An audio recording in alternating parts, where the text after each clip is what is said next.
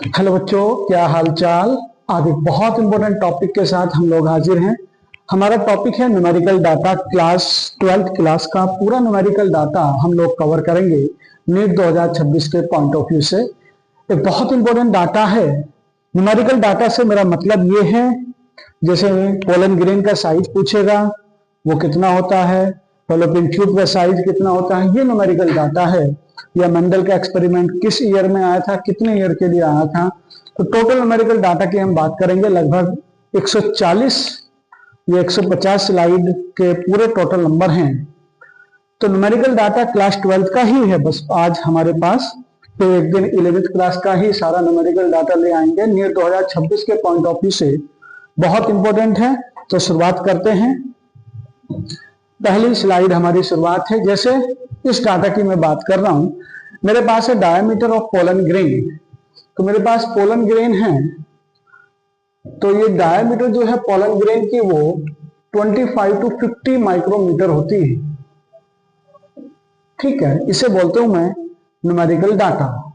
Two celled stage pollen की जो two celled stage होती है, जैसे एंजियोस्पर्म के pollen grain mostly two celled stage होते हैं। तो मोस्टली मतलब वो 60% होते हैं, बाकी 40% जो होते हैं वो थ्री सेल्ड स्टेज होते हैं।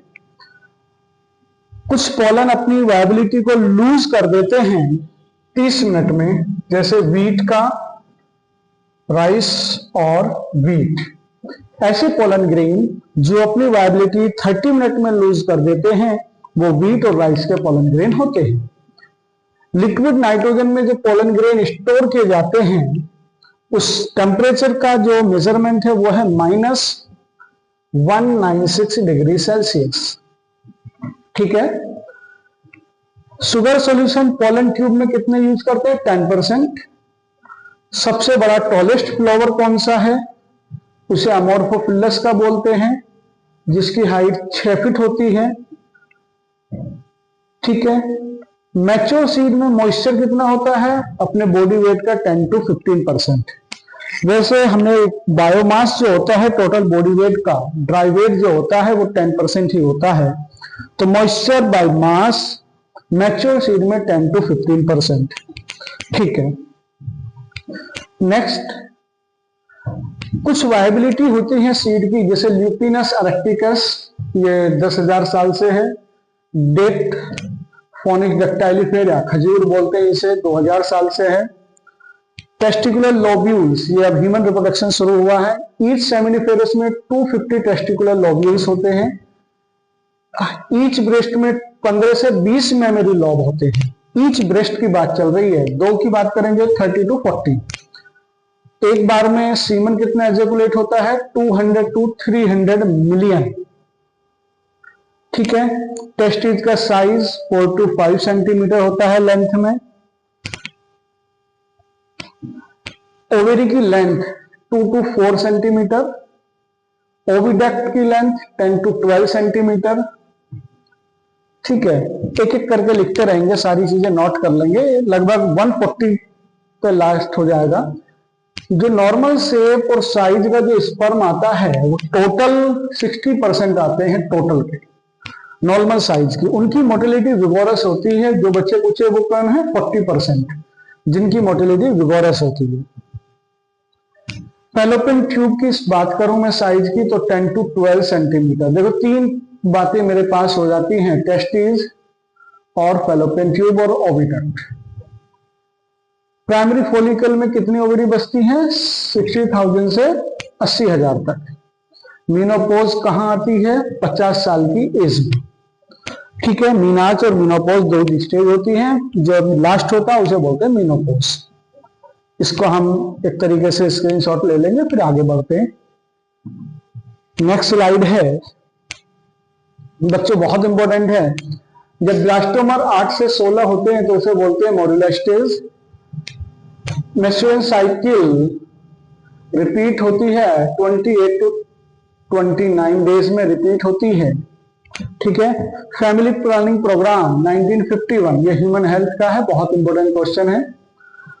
1990 में इस वर्ल्ड की पॉपुलेशन कितनी है? 2 बिलियन थी। 2000 के पास 6 बिलियन थी, लेकिन आज की पॉपुलेशन 7.2 बिलियन है। लेकिन अभी 2026 में ही पॉपुलेशन सेंसस होना है, ठीक है। इसके बाद पॉपुलेशन वर्ल्ड की बढ़ जाएगी, इंडिया की पॉपुलेशन भी बढ़ जाएगी।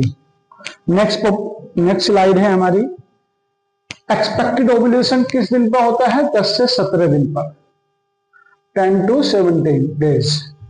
ओरल पिल कब लेनी चाहिए? 21 दिन पर। इमरजेंसी कॉन्ट्रासेप्टिव यूज करना कब करना चाहिए? कॉन्ट्रासेप्टिव कोई भी यूज कोइटस के 72 घंटे के बाद, 72 घंटे तक ड्यूरिंग कोइटस। एमटीपी प्रोग्राम हर साल वर्ल्ड में इतने यूज कर रहे हैं। एमटीपी 12 वीक तक, इसे बोलते हैं फर्स्ट ट्राइमेस्टर। फर्स्ट ट्राइमेस्टर में ही ये सेफ है, ठीक है। तो टोटल 31 स्लाइड। 32 मेंडल जेनेटिक्स यहां से शुरू होती है, बहुत इंपॉर्टेंट है जेनेटिक्स। मेंडल के जो एक्सपेरिमेंट थे वो 1856 से शुरू हुए और 1863 तक चले, तो टोटल 7 साल ये एक्सपेरिमेंट चला मेंडल का, ठीक है। मेंडल ने जो अपने वर्क को, जो अपने 7 साल में जो भी काम किए, वो 1865 में मेंडल ने इनको पब्लिश किए। लेकिन वापस से मेंडल के कामों को रिडिस्कवर करने के लिए 3 साइंटिस्ट आए थे, वो हमने पढ़ चुके हैं। वो 1900 में आए थे। तो मेंडल से रिलेटेड 3 डाटा मेरे पास हैं। मेंडल ने एक्सपेरिमेंट कब तक किए, मेंडल ने पब्लिश कब किया, मेंडल को वापस से पब्लिश किसने किया और कब किया। प्यूसिस में क्रोमोसोम का मूवमेंट 1902 में दिखा। ड्रोसोफिला की लाइफ साइकिल 2 वीक होती है। क्लिनफेल्टन सिंड्रोम, डाउन सिंड्रोम और टर्नर सिंड्रोम, 3 सिंड्रोम है। क्लिनफेल्टन सिंड्रोम 47 में होता है, 44 प्लस XXY, ठीक है। इसका स्क्रीनशॉट ले लेंगे। ऐसे टर्नर सिंड्रोम 45 होता है, ये 23 पे होता है, ऑटोसोमी। न्यूक्लियोटाइड में कितने बेस पेयर होते हैं? 5 × X 174 में 5386 बेस पेयर। लैम्डा में 48502 बेस पेयर होते हैं भैया, ठीक है बच्चों। और ई कोलाई में 4.6 × 10⁶ base pair. Haploid DNA, haploid human DNA में 3.3 × 10⁹ मिसर ने न्यूक्लियस टर्म दी थी, न्यूक्लियाई 1869 में। इसको भी हम एक तरीके से नोट कर लेंगे। जेनेटिक्स का बहुत इंपॉर्टेंट पोर्शन है, यहां से है इसमें एक साइंटिस्ट किया, इसमें एक टर्म आती है। वाटसन क्रिक का डबल हेलिक्स का मॉडल 1953 में आया था, ठीक है। अब डीएनए जब बनता है तो ये डीएनए इस तरीके से हम बनाते हैं, ठीक है। एक हेलिक्स से दूसरे हेलिक्स के बीच की डिस्टेंस भी लेते हैं, तो पिच ऑफ हेलिक्स 3.4 नैनोमीटर और एक बेस पेयर से दूसरे बेस पेयर की डिस्टेंस 0.34 नैनोमीटर। डबल हेलिक्स का मॉडल 1953 में आया था, वाटसन क्रिक ने दिया था। एक हेलिक्स की पीएस 3.4, एक बेस पेयर से दूसरे बेस पेयर की डिस्टेंस 0.34 नैनोमीटर। न्यूक्लियस फॉर्म में कितने बेस पेयर होते हैं? 200 बेस पेयर होते हैं। बहुत इंपॉर्टेंट क्वेश्चन है ये। ई कोलाई के रिप्लिकेशन में 20 मिनट का टाइम लगता है। रिप्लिकेशन जो ई कोलाई का होता है उसमें 2000 बेस पेयर 1 सेकंड में रिप्लिकेट करते हैं। यहां से न्यूमेरिकल भी बनता है। 3' पे जब एडेनिन लाइलेट जुड़ते हैं तो उसमें 200 से 300 बेस पेयर जाके एक साथ जुड़ते हैं। ये भी स्लाइड बड़ी इंपॉर्टेंट है। डिफरेंट प्रोटीन इन राइबोसोम वो 80 होती है। Nucleotide base pair in human genome में 3164.7 मिलियन। एवरेज जीन में कितने बेस होते हैं? 3000। डिस्ट्रोफिन जीन में कितने बेस पेयर होते हैं? डिस्ट्रोफिन जीन इंपॉर्टेंट है, 2.4 मिलियन। 2.4 मिलियन। एस्टिमेटेड जीन 30,000 होते हैं भैया। Genome code for protein less than 2%। Total gene के जो कोड प्रोटीन करते हैं उसमें लेस देन 2% ही जीनोम कोड करते हैं, बाकी कोड नहीं करते। मोस्टली 99.9% तो हर ह्यूमन के सी में रहते हैं। क्रोमोसोम 1 टोटल जीन, क्रोमोसोम 1 सबसे बड़े जीन रखते हैं, सबसे नंबर में ज्यादा होते हैं 2968। और क्रोमोसोम Y सबसे कम 231। यहां से नीट में क्वेश्चन आता है, ठीक है बच्चों, ध्यान देना। जीनोम फर्स्ट सबसे ज्यादा gene 1 code 2968, gene Y chromosome Y 231, ठीक है। जहां एसएनपी की लोकेशन होती है वो टोटल लोकेशन 1.4 मिलियन होती है जी, जहां एसएनपी रख सकते हैं। ग्रिफिथ एक्सपेरिमेंट 1928 में चला था। मैसल स्टैली एक्सपेरिमेंट 1958 में चला था। HGP human genome project, HGP को बोलते हैं ह्यूमन जीनोम प्रोजेक्ट, एचजीपी होता है। 1990 में शुरू हुआ था, 2003 में एचजीपी कंप्लीट हुआ था। ठीक है, क्रोमोसोम फर्स्ट का सीक्वेंस 2006 में कंप्लीट हुआ था, क्रोमोसोम फर्स्ट का। तो एचजीपी जो होता है वो ह्यूमन जीनोम प्रोजेक्ट है। ये 1990 में हमारा शुरू हुआ, 2003 में पूरा हुआ और 2006 में मई में इसका क्रोमोसोम फर्स्ट हुआ। एक साइज होता है VNTR, variable number of tandem repeat. जब एचजीपी करते हैं तो उसका साइज 0.1 से 0.2 किलो बेस पेयर होता है, kilo base pair. Nucleotide base are exactly same. मैंने बोला था जितने भी ह्यूमन होते हैं, ऑर्गेनिज्म जो होते हैं, उनका 99.9% जो हमारा न्यूक्लियोटाइड्स का जो सीक्वेंस है वो सेम होता है, ओनली 0.1% ही चेंज होता है। अब यहां से इवोल्यूशन की शुरुआत होती है। इवोल्यूशन जैसे यूनिवर्स कब आया, अर्थ कब बनी, लाइफ कब आई, सेल्यूलर का फॉर्म कब आई, नॉन सेल्यूलर फॉर्म कब आई, वर्टिब्रेट कब आए, इनवर्टिब्रेट कब आए। तो ऐसे क्वेश्चन हैं। जैसे age of universe 20 billion years ago, पहले बिलियन की बात कर रहा हूं मैं, बिलियन ईयर्स एगो। अर्थ कब आई, form of earth 4.5 billion years ago. Earth पर लाइफ कब आई, लाइफ अपीयर्ड ऑन अर्थ की बात करें तो 4 बिलियन ईयर्स एगो। तीनों चीज बड़ी अलग है। यूनिवर्स की एज है लगभग, यूनिवर्स 20 बिलियन साल पुराना है, लेकिन अर्थ की जो बनने की जो पुरानी बात करें तो 4.5 है। अर्थ पे जो लाइफ आई वो 4 बिलियन ईयर्स एगो आई, लेकिन अर्थ पे पहला सेल्यूलर फॉर्म और पहला non cellular form, first non cellular form की बात करें तो 3 बिलियन ईयर्स एगो, 3 बिलियन ईयर्स एगो। लेकिन फर्स्ट सेल्यूलर फॉर्म की मैं बात करता हूं तो वो आया 2000 मिलियन ईयर्स एगो। बेटा मिलियन ईयर्स एगो है ये, और ये बिलियन ईयर्स एगो है, दोनों में डिफरेंस है। सेल्यूलर फॉर्म बाद में आई, नॉन सेल्यूलर फॉर्म पहले आई। इनवर्टिब्रेट कब बने, इनवर्टिब्रेट एक्टिव कब हुए, 500 मिलियन ईयर्स एगो। तो यहां बहुत इंपॉर्टेंट है life on earth, first cellular form और फर्स्ट नॉन सेल्यूलर फॉर्म। ठीक है, इन सबको नोट कर लेना।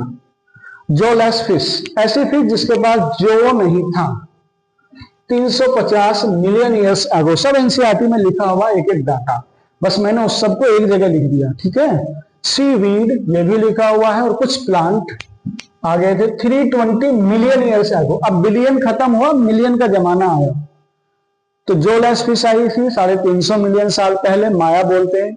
सीवीड कुछ प्लांट आए 320 मिलियन साल पहले। सिलोसेंट फिश भी आई थी जो अफ्रीका में पकड़ी गई थी, अफ्रीका 1938 में। रेप्टाइल्स कब हुए थे, फिश जैसे रेप्टाइल्स इवोल्व हुए थे 200 मिलियन साल पहले। ट्राइनोसोरस था, ट्राइनोसोर की जो हाइट दिखी थी वो 20 फीट की थी लगभग। डायनासोर कब डिसअपियर हो गए थे, 65 मिलियन साल पहले डायनासोर डिसअपियर ही हो गए थे। ये बड़ा इंपॉर्टेंट है, डायनासोर डिसअपियर हो गए 65 मिलियन साल पहले। ड्रायोपिथेकस और रामापिथेकस कब आए थे, 15 मिलियन साल पहले, 15 माया। तो बहुत इंपॉर्टेंट है, डायनासोर डिसअपियर कब हुए थे, रेप्टाइल्स फिश में कब इवॉल्व हुए थे, ये सारी चीजें इंपॉर्टेंट है। ये इवोल्यूशन का टॉपिक है हमारा, और ऐसे ही चलता है कंटिन्यू। होमो हैबिलिस जो पहले वाले मानव थे, उनकी कैपेसिटी 650 से 800 सीसी। कुछ ऐसे होमो इरेक्टस थे जिनके फोसिल मिले 1891 में मिले। एक मानव था निएंडरथैल ह्यूमन, जिसकी ब्रेन कैपेसिटी 1400 कैपेसिटी थी, क्रेनियल कैपेसिटी। सीसी का मतलब है क्रेनियल कैपेसिटी। ऐसे जिन्होंने प्री हिस्टोरिक केव गुफाएं बनाए, गुफाओं में मानचित्र बनाए, चित्र बनाए, है ना, डायग्राम खींचे, वो 18,000 साल पहले की बात है।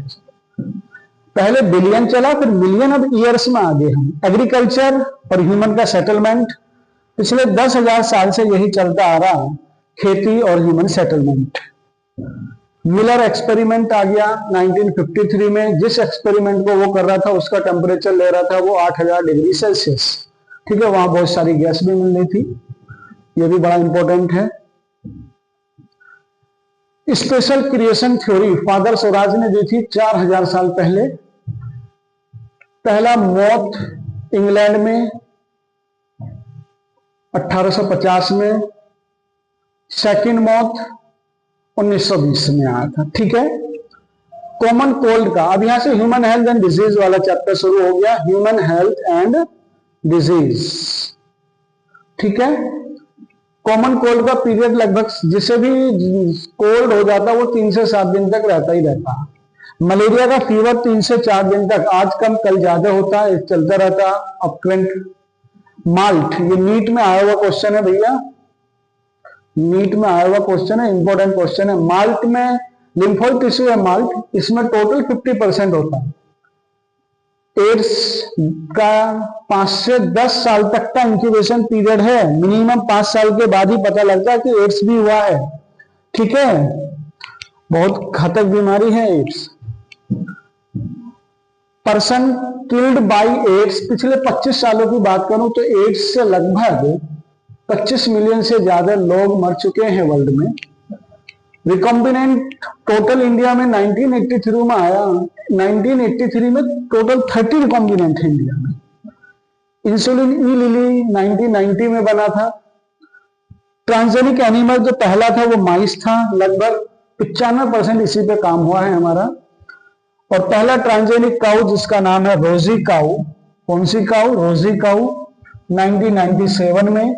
इसमें जो मिल्क प्रोटीन होती है रोजी काउ के मिल्क में 2.4 ग्राम पर लीटर होती है। टोटल चावल की variety, rice variety in India 2 lakh होती है। बासमती की टोटल डॉक्यूमेंटेड 27 वैरायटी है। लेकिन इसी बात को मैं एनसीईआरटी में पढ़ता हूं, इकोलॉजी में तो 50,000 बोलती है। ठीक है, ये भी बड़ा इंपॉर्टेंट है, सारी स्लाइडें इंपॉर्टेंट हैं। अब आती है हमारे पास इकोलॉजी। इकोलॉजी यहां से शुरू होती है। इकोलॉजी रॉबर्ट ले के according annual net primary production, बच्चों ये इकोलॉजी यहीं से शुरू होती है ना, ये वाली इकोलॉजी। इकोलॉजी है ये हमारी इकोलॉजी। ठीक है, बताओ हमने प्रोडक्टिविटी पढ़ा था तो टोटल बायोस्फीयर की नेट प्राइमरी प्रोडक्टिविटी एक साल में कितनी थी, 570 बिलियन टन। ठीक है, उसमें से ओशियन की कितनी थी, होल बायोस्फीयर की है 570, ओशियन की कितनी है 55, और टेरेस्ट्रियल की कितनी है 115। समझ गए ना इसका। ओशियन कितने परसेंट है, 70% कवर कर रहे हैं एरिया को। टोटल एंट्स कितनी है, चींटियां 20,000 से ज्यादा हैं। फिश कितनी है, 28,000 से ज्यादा है। मैंगो की वैरायटी, ये डाइवर्सिटी है, इकोलॉजिकल डाइवर्सिटी हमने पढ़ा था, ग्लोबल डाइवर्सिटी ये सब पढ़े थे ना। मैंगो की लगभग 1,000 वैरायटी है। टोटल स्पीसीज IUCN के according more than, slightly more than 1.5 million, 1.5 million से थोड़ी सी ज्यादा है ना, बहुत इंपॉर्टेंट है ये लाइन। तो ये टोटल डाटा इकोलॉजी का है। ठीक है, नेक्स्ट स्लाइड भी इकोलॉजी की है। रॉबर्ट मे के according total species diversity 7 million थी। एनिमल्स कितने थे टोटल, 70%। उस 70% एनिमल्स में 70% कौन है, इंसेक्ट। मान लेते हैं मेरे पास 100 में से 70 एनिमल है, उन 70 में भी 70% कौन है, इंसेक्ट। इंडिया के पास वर्ल्ड का लैंड एरिया कितना है, 2.4%, लेकिन इस 2.4% में कितनी डाइवर्सिटी रहती है, 8.1%। बड़ा इंपॉर्टेंट है। Global species diversity 8.1%। प्लांट की स्पीसीज इंडिया में लगभग 45,000 से ज्यादा है, उसके आसपास है। कोलंबिया में बर्ड्स कितने हैं, लगभग 1400। ठीक है बच्चों, ये बड़ा इंपॉर्टेंट एक बार फिर। अब बात करते हैं अमेजन रेन फॉरेस्ट, सबसे ज्यादा डाइवर्सिटी यही होती है। Tropical Amazon rain forest, lungs of planet भी बोलते हैं इसे। इसमें बात करेंगे तो बर्ड के पास टोटल बर्ड कितनी यहाँ पर 1300, रेप्टाइल्स कितने हैं 378, एम्फीबिया और मैमल दोनों सेम होते हैं 427, ठीक है। एक स्पीशीज एरिया रिलेशनशिप पढ़ा था, log s is equal to log c plus z log a, ठीक है। Species area relation von Humboldt ने दिया था, तो जेल की वैल्यू ज्यादा थी तो उसका स्लोप मतलब स्टीपर ज्यादा था, तो जेल की वैल्यू कम, इसका मतलब कम एरिया है, 0.1 से 0.2, 0.6 से 1.2। कुछ मैमल्स, कुछ फर्गीवोर्स फ्रूट खाते हैं, उनकी जेल की वैल्यू 1.15 मतलब थोड़ी ज्यादा होती है। पिछले 500 साल की बात करूं तो लगभग 784 स्पीशीज एक्सटिंक्ट हो गई। अब उस 784 में से 338 मेरे पास हैं जो वर्टिब्रेट एक्सटिंक्ट हुए हैं, 338 और 359 इनवर्टिब्रेट और 87 प्लांट। 784 पिछले 500 सालों में एक्सटिंक्ट हुए, ये इतने वर्टिब्रेट हैं, इतने इनवर्टिब्रेट हैं और इतने प्लांट, ठीक है। लेकिन लास्ट 20 साल की बात करूं तो 27 एक्सटिंक्ट हुई, ठीक है। चलो अब कुछ जो आने वाले टाइम में एक्सटिंक्ट हो सकते हैं, जो थ्रेटेंड है, जिम्नोस्पर्म 31% है जो थ्रेटेंड में है, एम्फीबिया 32% है, बर्ड 12% है, मैमल 23% है, ठीक है। ये आने वाले टाइम में एक्सटिंक्ट होने की कगार पर है, ठीक है बच्चों, ये बड़ा इंपॉर्टेंट है। अमेजन के द्वारा जो ऑक्सीजन का प्रोडक्शन होता है वो टोटल अर्थ पर 20% ऑक्सीजन अमेजन ही प्रोड्यूस करता है। टोटल हॉटस्पॉट 25+9 मतलब बायोडाइवर्सिटी हॉटस्पॉट ऐसे हॉटस्पॉट होते हैं जहां पर स्पीशीज रिचनेस ज्यादा होती है, 34 होते हैं। और ये टोटल कवर एरिया जो करते हैं हॉटस्पॉट वो लेस देन 2% करते हैं। इनकरेक्ट और करेक्ट में बहुत इंपॉर्टेंट पॉइंट है। टोटल 34 है लेकिन ये टोटल 34 मिला के लेस देन 2% एरिया को कवर कर लेते हैं, ठीक है। अब आता है 21, हमारे पास कुछ नहीं है 22। ये जो टोटल बायोडाइवर्सिटी हॉटस्पॉट थे 2.1% काउंट कर लेते हैं, लेकिन मास एक्सटेंशन कितना कर देते हैं रिड्यूस 30%, ठीक है। अब हमारे पास बात करते हैं हम, ये कंजर्वेशन के पार्ट है मेरे। हमारे पास बायोस्फीयर रिजर्व है पूरे 14, इन सीटू एक्सीटू का पॉइंट है ये। नेशनल पार्क है 90, ठीक है। Wild life sanctuary 448। अर्थ समिट ये ब्राजील में हुआ था, रियो डी जेनेरियो ब्राजील में 1992 में हुआ था, ठीक है बच्चों। World summit 2002 Johannesburg south Africa में हुआ था, ठीक है। ऑर्चिड की लगभग और एंट की लगभग 20,000 वैरायटी हैं। और लास्ट में हमारे पास बचता है बायोडाइवर्सिटी एक्ट 2002। भारत का 12वां नंबर है मेगा डाइवर्सिटी के हिसाब से मैं बात करूं, और पहले नंबर पे ब्राजील को हम देखते हैं। तो यहां जो मैंने बायोस्फीयर रिजर्व की बात करी है, नेशनल पार्क की बात करी है, ये सब हमारे इंस्टीट्यूट मतलब बायोडाइवर्सिटी की कंजर्वेशन के मेथड है। नेशनल पार्क 90 होते हैं, वैसे थोड़े से अपडेट हो चुके हैं, एनसीईआरटी ने अभी इतने लिखे हैं तो हम भी इतने ही लिखते हैं, ठीक है। ये लेक्चर में बस हमने आज क्लास 12 के जितने भी न्यूमेरिकल डाटा थे उन सबको हमने डिस्कस करा। आपसे एक रिक्वेस्ट है, आप इन सभी डाटा को अपने एक पेज पर लिख लेंगे। A4 साइज का 1 या 2 पेज मुश्किल से यूज होगा, और उसको हम अपनी एनसीईआरटी बुक के साथ स्टेपल करके निकलते हुए चलते हुए उसे याद करेंगे। यहाँ से 1, 2, 3 क्वेश्चन बहुत आराम से आते हैं। ऐसे एक दिन हम एक लेक्चर लेकर आएंगे जिसमें क्लास 11 के सारे न्यूमेरिकल डाटा होंगे। तब तक के लिए हमारे चैनल को लाइक करेंगे, शेयर करेंगे और सब्सक्राइब करेंगे। एक एक करके सारी स्लाइड को हम लिख सकते हैं या स्क्रीनशॉट लेके अपने आप में सेव कर सकते हैं, ठीक है बच्चों। आज के लिए इतना ही बहुत, थैंक यू।